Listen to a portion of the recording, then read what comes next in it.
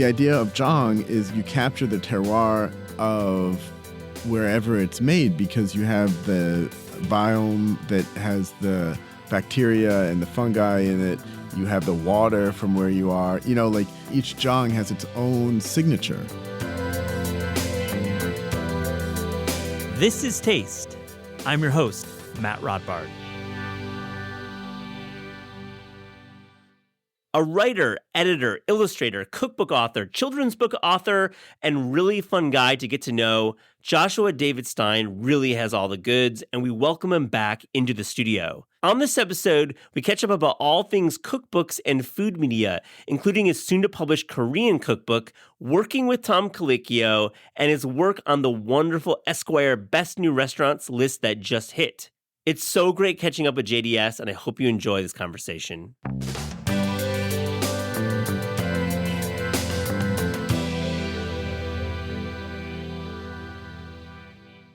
Joshua David Stein, welcome back to This Is Taste. How are you, man? I'm doing well, Matt. Thank you. I want you to come back every year. I enjoy talking to you.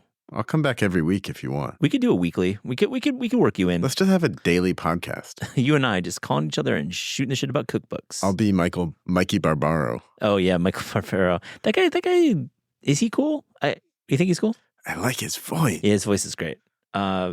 Let's talk about a lot of topics because you do many things, and you're an editor, you're a cookbook author, you're a musician. I want to start with Esquire. You just named the best new restaurant of the year, and I want to ask you. I mean, it's you and Kevin and Jeff, and Omar, right? Omar too. Yeah. So you have four of you traveling the country and zooming out. Like, what's exciting about restaurants in the U.S. right now? I don't know if there's one trend which is exciting to me. That's not what I'm asking. Absolutely not. And that's tough. That's a tough question. I meant more just in the tone. General. Something that I've noticed, which is exciting to me personally, is that not so much in major cities, but in kind of secondary and tertiary cities, a lot of what I think are the best new restaurants and what we name the best new restaurants are the products of pop-ups or like dinner parties or non-traditional ways of establishing restaurants, which I think also has happened in New York somewhat, but also in other parts of the country, which I like because generally I think you can have a certain type of great restaurant with a lot of capital. Like there is a genre of restaurant, like a impressive big restaurant. You've named one of them. We'll get to it. Yeah. In New York, it's very clearly that. Yes. But then there's also these other voices of restaurants that are not crowd pleasers on paper. And the idea that these couples, interestingly enough, I mean, oftentimes they're, life partners as well, that they've pursued their passion and parlayed that into a sustainable, mildly sustainable business. Some of these guys close. Yeah, but a real restaurant, that's really exciting to me because then you get these ideas and real human restaurants. Yeah, and that don't require the capital that maybe some of the places do, and these tertiary markets are not as expensive, so maybe it's just a product of that too. You named Brooklyn's Elis as your restaurant of the year, and I've not been. I've met. What's up? Nothing. What'd you say? I said loser. I know, right? Loser. Loser. You didn't get that text from Mods? Yeah. Mods didn't hit me. Hey, Matt, what's up? Mods is cool, actually. I was in Mexico with Mods once. That's a story for not the podcast. But this is the restaurant of the year for Esquire. I'd love to hear a little bit more about it. Well, Mods? Mads. I said it wrong. Well, I don't know, because I say Mario, and my kids think I should say Mario. You should say Mario. Why? Mario. Okay, Mario. Mario. Mads. Yeah, Mads. So Mads is a co-founder of Noma, which is a restaurant. Yeah. And Of note, yes. And he has a partner here named William, who's like a front of house dude. It's this restaurant in Greenpoint. It's, in terms of like square footage, quite large, but the kitchen takes up most of the restaurant. You eat on three sides of the kitchen. So it's very much integrated. The dining area and the kitchen are integrated and extremely open. Il means fire and is means ice in Danish.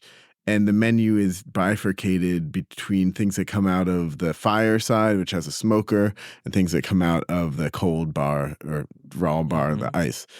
But as is befitting kind of Mads, it's visionary in many different ways, some of which you see on the plate and some of which you don't.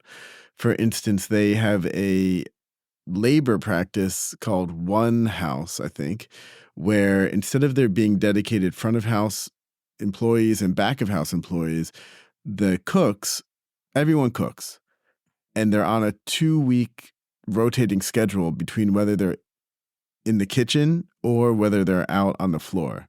So you get people who amazing. I mean, it's cool to articulate it that way because it's cool. Like to rotate in and out from front and back is just modern. That hasn't really happened on this level or with this kind of being able to encapsulate it in words and explain it the way they do. And I think there's a lot of challenges and hurdles to that. You have the sort of atrophy of knowledge of those of going in and out. Like doctors, when doctors change shifts, there's some knowledge is lost. I think for them to navigate the tipping and labor laws was quite difficult, but they put in the work, and I think it does make sense. And you feel it when you're in the room, when the person who's giving you your clam, that they have their sea clam, which earlier in the day they had sealed the inside with beeswax, and they had been doing the prep, and then they have made the dish, and they're intimately knowledgeable about it. It's none of that stuff like, oh, well, chef has decided to do this, which I hate. Right. It's just like it's also, which is, so I hate that. I also really don't like the such polished service. It feels like a one-way street. Like they're like, I'm going to be courteous and hospitable, and you're like, well, you're not looking at me as a person in front of you. It's like, I'm not into that. So. No, and I was going to ask you about like this Post Menu, a fine film from 2022. How do you look at a restaurant that with this high concept, knowing this, like we're in Post Menu era? With a straight face. Do you think the menu was that important that we're in a pre versus post menu era? I'm elevating this a little bit for the show for the sake, but I do think as writers, it really cut deep. The satire about the way some of these orchestrations and some of these conceptual, the chef will do this, as you said, you don't like. But like it definitely, I think we are aware of it slightly more, potentially. I am kidding when I say it as like an era, but I mean, there is some meaning to it. Yeah, I mean, I love the menu. Wonderful movie. It was, it's a satire. Yeah. So I don't think it illustrated anything new. It just kind of was like the Jonathan Swift version of what we always think about overly precious service and overly sort of virtuosic kind of chefs. Yeah. But Mads also, okay, so I think you have to like overall just buy into the idea you're going to go to an ambitious restaurant that takes itself seriously. Right. And I there's nothing wrong with that. Absolutely not. Absolutely not. And like I would never come across it that way. No, I don't think you, I mean, but I think you do when there's tons of different types of restaurants, and in the Esquire B&R list, I think we try to recognize and see as many of them as we can. There is a genre of restaurant, which Elise is, which sees restaurants not simply as a place to get dinner, but almost as an agent of some sort of, an agent of change. It is also serving dinner, but it's also much more utopian in a way than I think other restaurants are comfortable being. And I think part of that has to do with who Mads is and his culture, Danish, and his background, Noma, that he has the audacity to try something like this. Yeah. Let's talk about Fox Face Natural. Also a B&R. Right. We're continuing on the list. And you wrote this blurb, so you clearly have a strong feeling about it. Let's talk about it. Okay, so Fox Face Natural is the northernmost of a trio of restaurants on Avenue A, which I think are doing... It captures to me like the East Village spirit, like a kind of punk, fuck you, we don't care what you think spirit, and weaves restaurants into the culture surrounding it, which I think is important, and it's also delicious, which That's not the most important thing, but in It's this up case, there. It's up there for your list making. So what are they doing? What kind of food? Fox Face is, I think people have called it like chaos cooking. Oh, really? Yeah. Eater has called it chaos cooking. I feel like I've called it new American. It's just a completely Catholic ingestion of so many different influences that you can't really pinpoint any. You know, they have a kangaroo tartare. They have an amazing, I think, fluke, which is just in the oven with parsley and olive oil and these potato coins, which I thought was very much like that. Is this Dave Santos? Yeah, he's a chef. Yeah, so Dave Santos has been around for a minute, and you know, he's really got chops. Yeah, and the owners are, I guess, independently wealthy tech people, but not in like an evil tech way. Maybe like a less evil tech way. I'd like to look into that. Yeah, let's get them on the show. I'd love to hear about the independently owned non-evil tech people. So they are not as beholden to the market, and I think in this case, it's cool. It really pays off. I'm gonna guess Superiority Burger is another of the Avenue A, but what is the third? Let's go over Avenue A. I love what you just said about a place that I used to live at 7th and A for 3 years back in the early 2000s, and it's one of the best streets in New York. It's a good one. It's a good one. Foul Witch. Yep, which is Roberta's crew. Yep. What is that? Foul Witch is, again, another sort of chaotic. It's super loud. They have this one dish which I love, which is these long grapes. They're kind of very oblong. Yeah, those are great. Under a blanket of lardo, and it's warm, and the lardo is kind of like melting on top of the grapes. It's just that Superiority Burger and Fox Face are all examples to me of restaurants and restaurateurs leading the way as opposed to sort of like focus group restaurants, which again can be great. It's a different beast.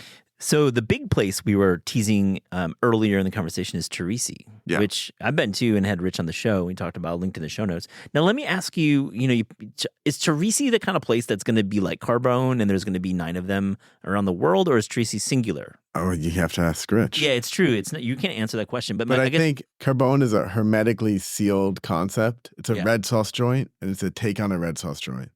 Of course, a red sauce joint has its roots in a specific time and place. Teresi, on the other hand, I think is very involved in the neighborhood that it comes from. They have, a chopped liver and Manischewitz dish on the menu. Yeah. Which is like a nod to the Lower East Side. They have a Cappelletti Cantonese, which is a nod to Chinatown. Yeah.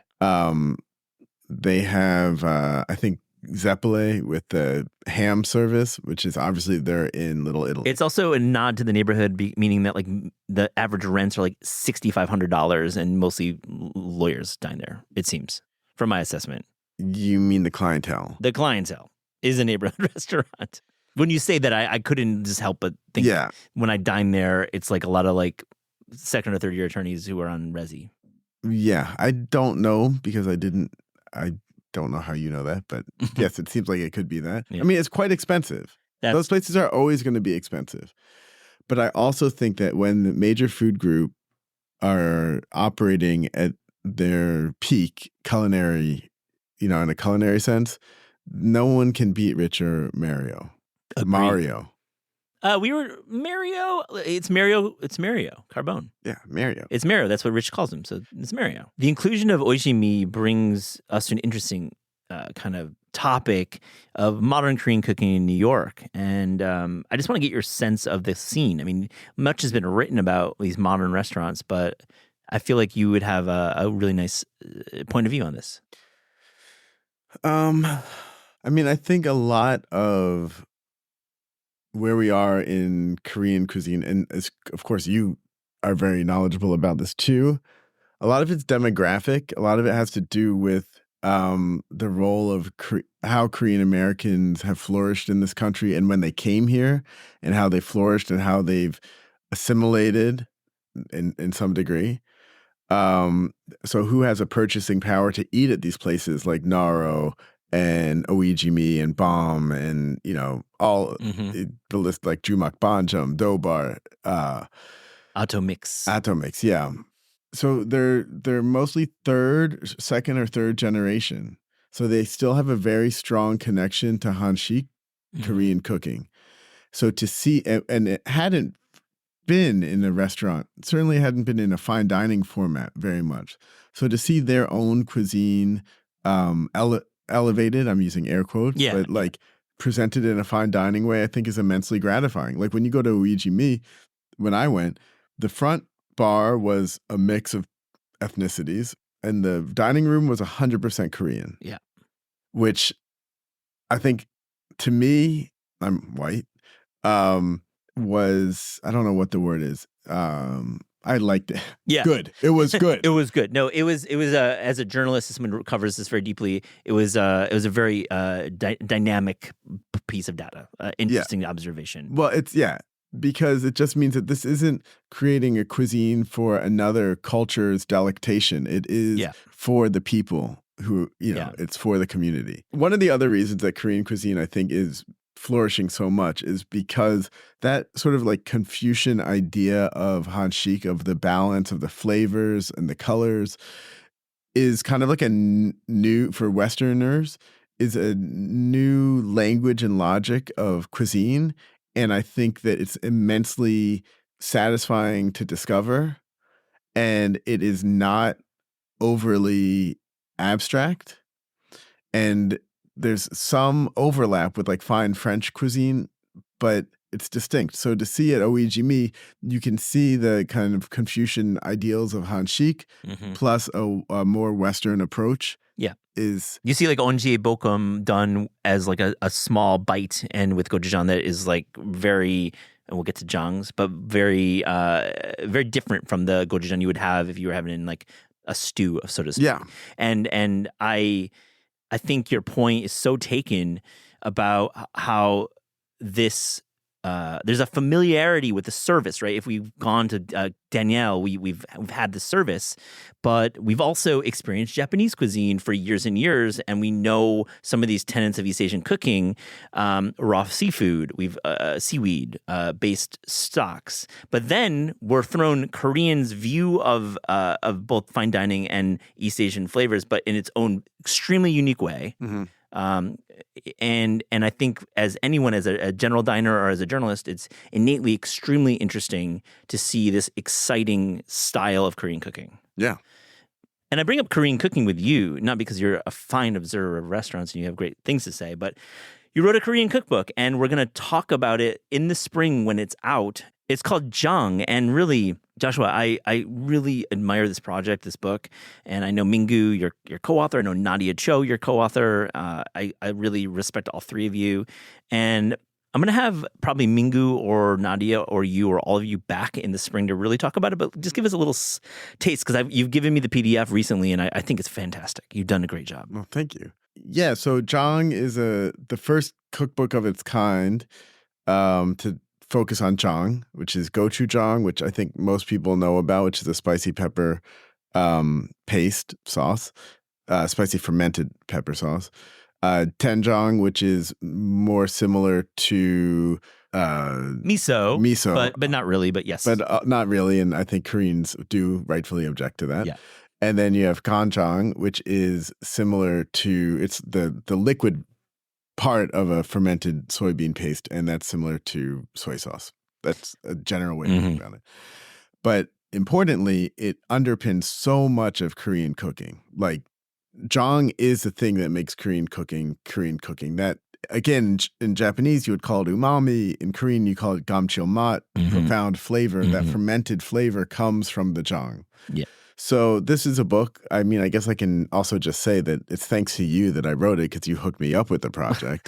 I mean, I only sent one email in, but I figured you would be so down with it. I was You ran with it. You all three. It's an amazing book. It's great. And I think it was a challenging book in some ways, because Minggu Kong, who has Mingles, which is kind of Korea's best restaurant, not an American chef.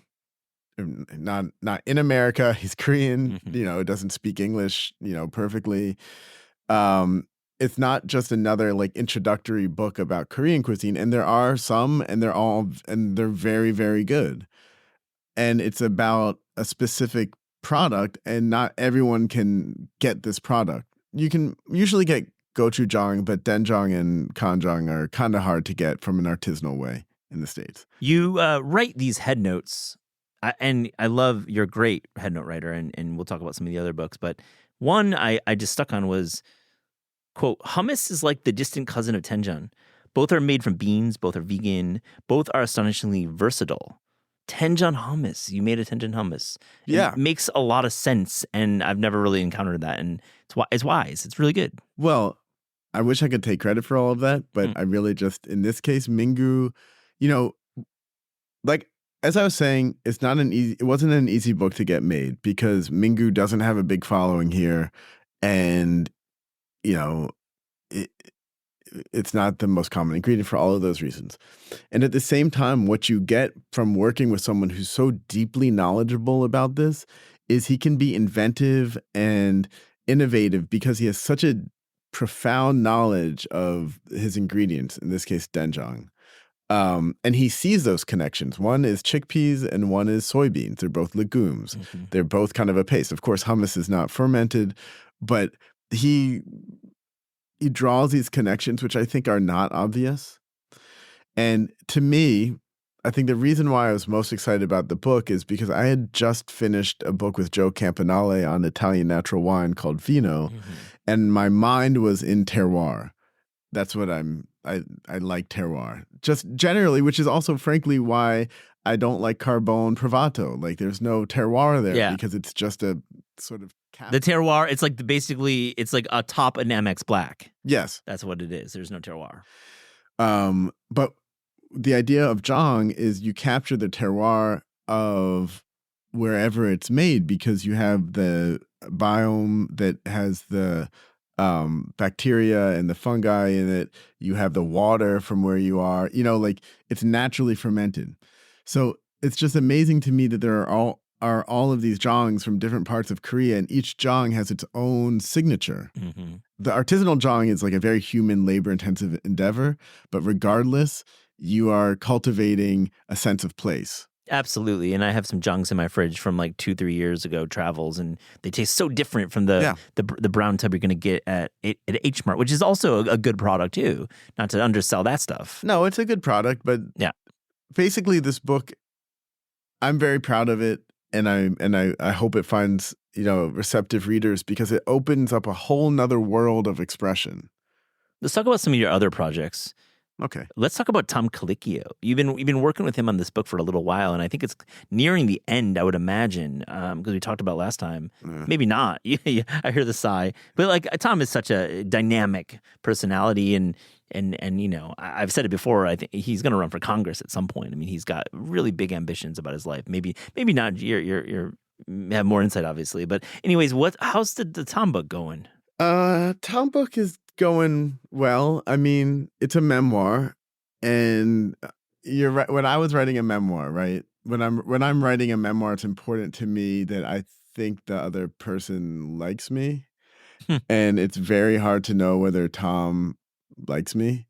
So that was like actually quite hard to work on for a while. Then he invited me on this boat trip from South Carolina. He bought a fishing boat, and we piloted it up to Brooklyn and then out to Mattatuck where he lives. Dang. Wow. You wrote about it for Esquire, right? Yeah, I wrote about it for Esquire. Yeah, cool. One of the reasons I wanted to go is because he was also inviting his friend, like his actual friend who he likes in real life. And I was kind of curious if he would treat this friend the way he treated me, which is not mean, but it's not like chatty small talk. Yeah.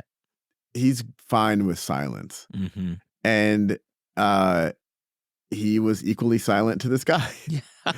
And it kind of made me realize that, it's just the way he is. Then I wrote about it for Esquire, and I included that whole aspect. Mm-hmm. And I thought it was a very good piece. I worked really hard on it. His only feedback was we caught a fish. We caught a yellow fin tuna. And his only feedback was, it was more than 30 pounds. My gosh. But his brother, Mike, reached out and said, you really captured my brother. Yeah. So then after that, I think Tom I got comfortable that he didn't hate me, and he understood that I also have a point of view. And then since then, we've kind of been working at a pretty good clip to finish the project. I can't wait to read it. Is it out in a few years then? A couple years? Yeah, 2020, probably 5. Okay. I don't know. You're also working on a follow-up with Kwame Nwache called All Hours. And I read the announcement notes and I was like, wow, you're a longtime collaborator with Kwame. But this book sounds really cool. And it sounds like it's going to be, I hate saying it, the most personal ever because that's weird, but it's going to be pretty like in the world of Kwame. Tell me about it. Yeah, well, I think Notes was obviously mostly a memoir. My America is his personal recipes, but also the recipes from kind of the diaspora, but kind of more focused on his family. And All Hours, Kwame is a super dynamic, fun dude who knows a lot of people and does a lot of dope shit. Mm-hmm. And I think this is just like more of a freewheeling, fun book. The head notes are, it's told through a 24-hour period. So is that your idea? Yeah. It's a great idea. Yes. Really smart. I think it's a conceit is what you would call it. Conceit. It is a conceit.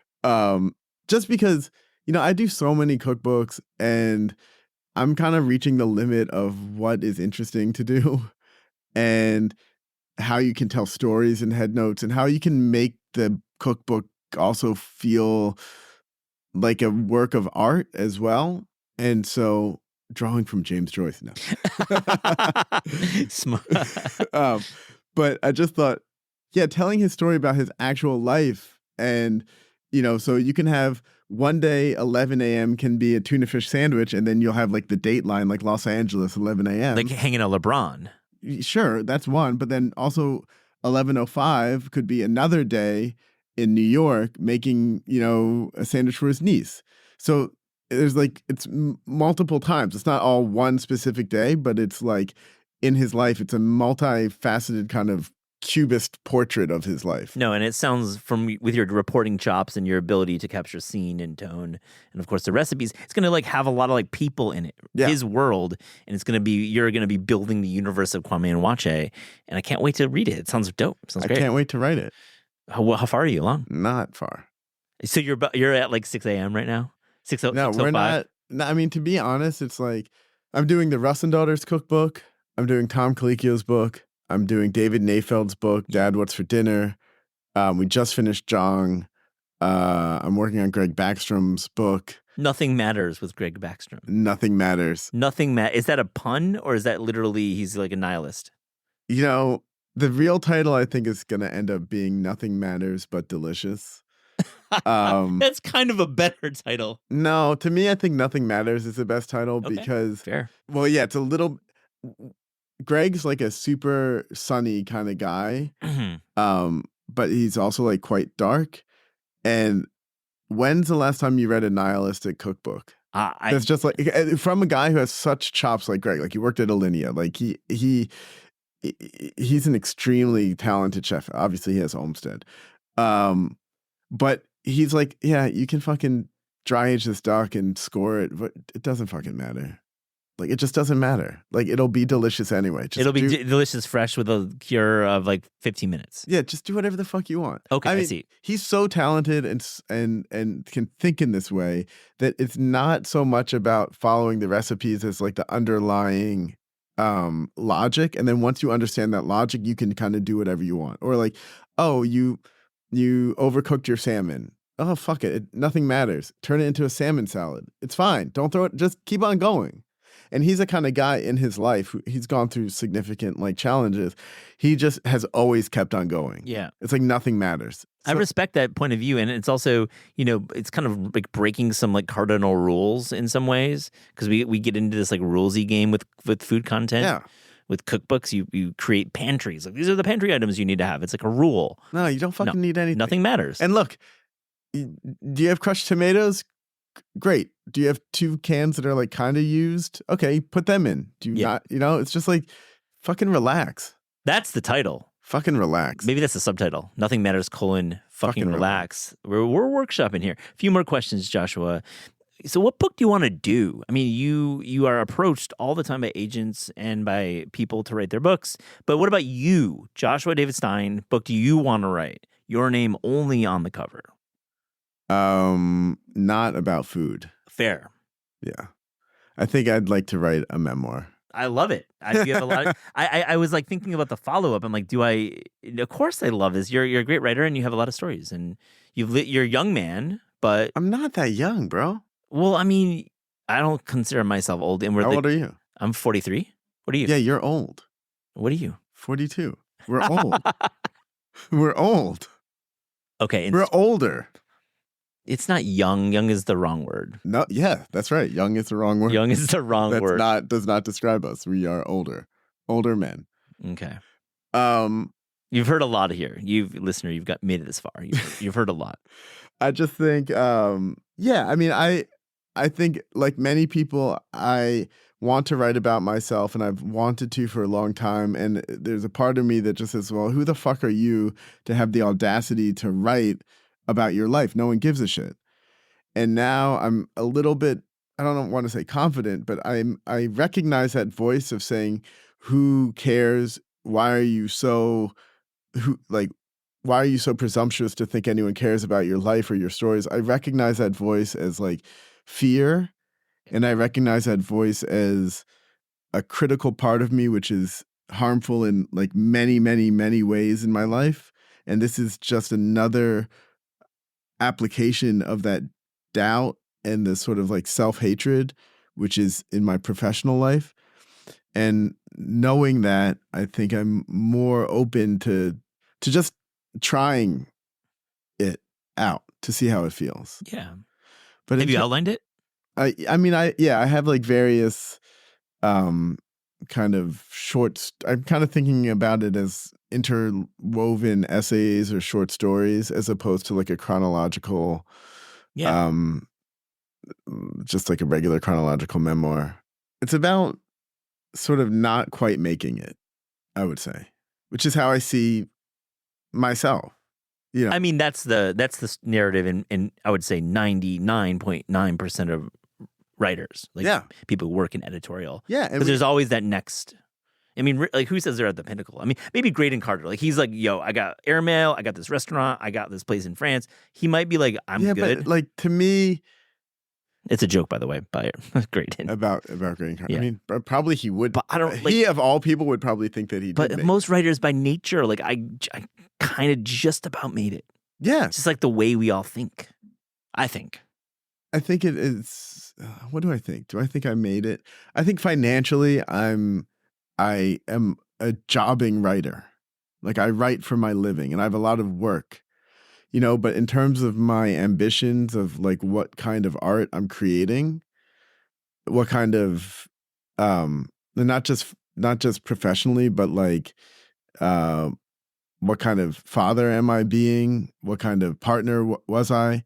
What kind of, like, not quite making it. You bring up financial elements of the job, and I want to circle back at a conversation we had last time, because we got some really nice notes from listeners last time, and I want to follow up. People listen to this? You know what? we have listeners, buddy. Okay. We got listeners, buddy. This isn't just some. We aren't just at home on our Zooms. It's not just for us in this room. Yeah. I'll give you your numbers later. Yeah. We'll see if this one's bigger than your last one. It's good. But anyways, we did get some notes because it was, and people like followed up because it was important. You talked about, while being wildly successful in terms of you were prolific and you have lots of published bylines, it still is a super big hustle. Yeah. To use that word often to get to make it work, especially living in New York with children and all the expenses. I just wanted to circle back and ask you, like, how can writers and creators be fairly compensated? I actually didn't ask you that follow-up last time, and I wanted to ask you that now.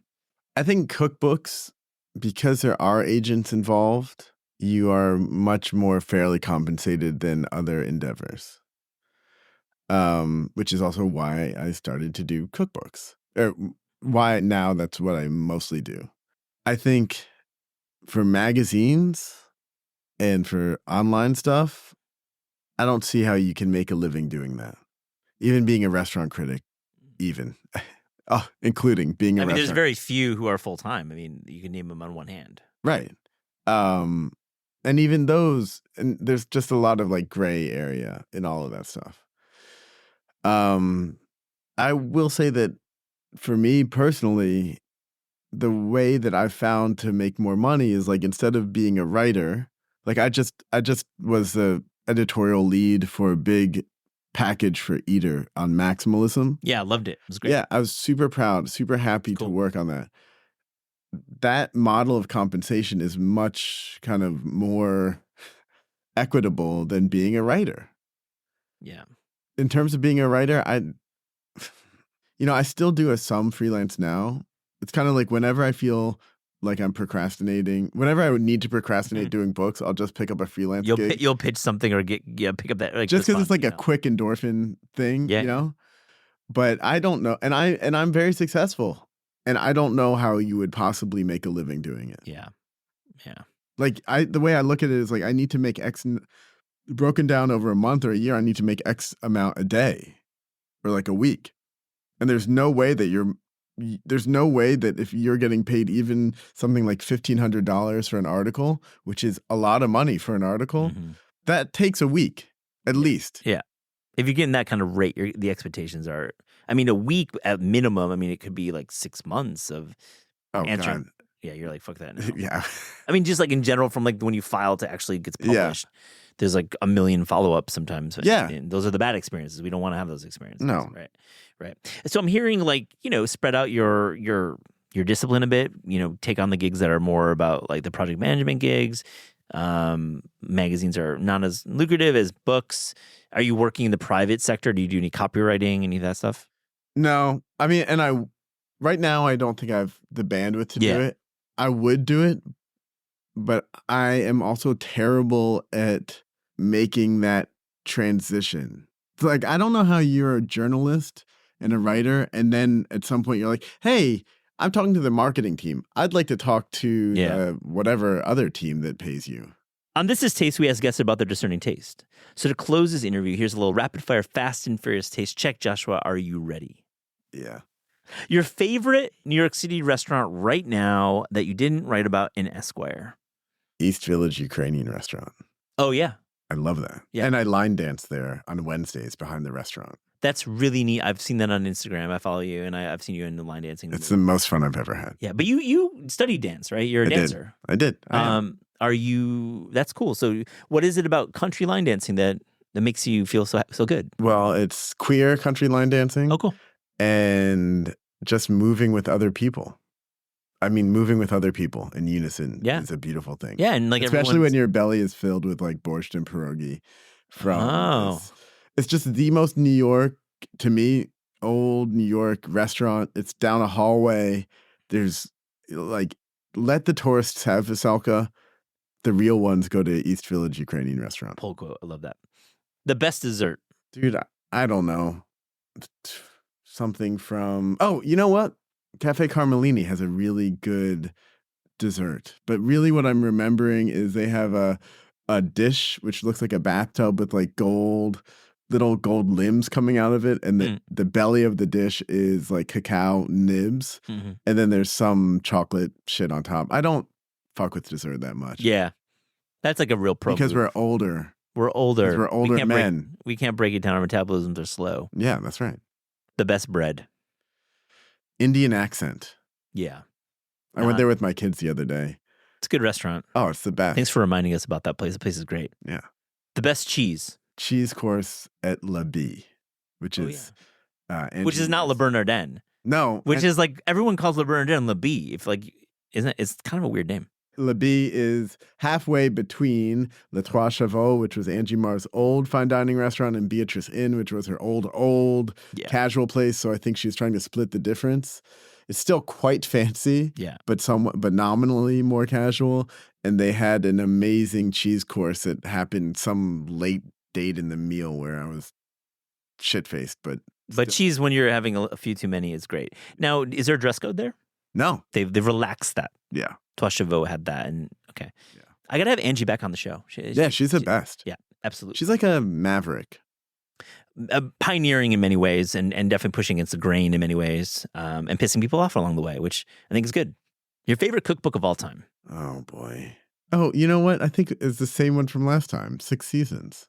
6 Seasons by Joshua McFadden. Oh, yeah. I guess it hasn't changed. And I did ask you that last time, so shit. Yeah. I tried to not ask you the same question. No, I mean, I read that one. But you know what is the most satisfying these days?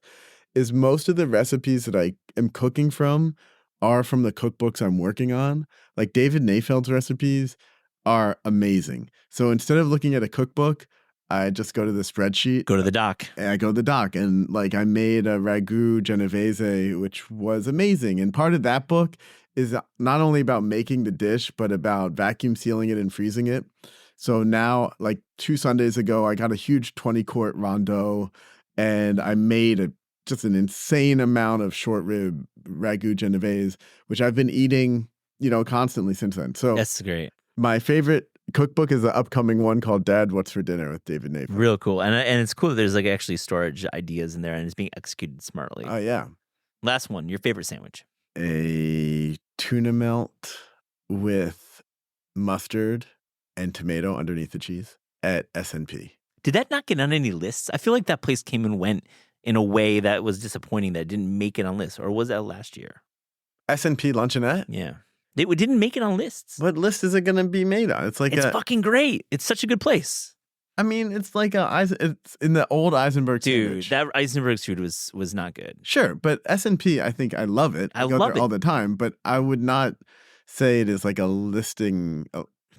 I disagree. I mean, it's such an important place. It's like but like, what list would you want that on? Best New Restaurant, because they were able to preserve many elements of Eisenberg's, but then bring like a really nice sense of culinary aptitude. And it wasn't just like basic shit. I feel like I've always had, like the latke's really good, which I think is hard to do. It is very good. It's very good. I mean, like Knish is good. Like, I mean, they're not doing like weird filler crap. Like, yeah. I feel like it should be one of the top 10 restaurants. Well, why don't you do a taste top 10 restaurant? It's not our game. We don't do. It's not like really our game. We're like a national pub, and we're not like a list making kind of operation. Well, the power is in your hands, Matt. Joshua David Stein, this has been really fun. Thanks for joining This Is Taste. I'll see you tomorrow.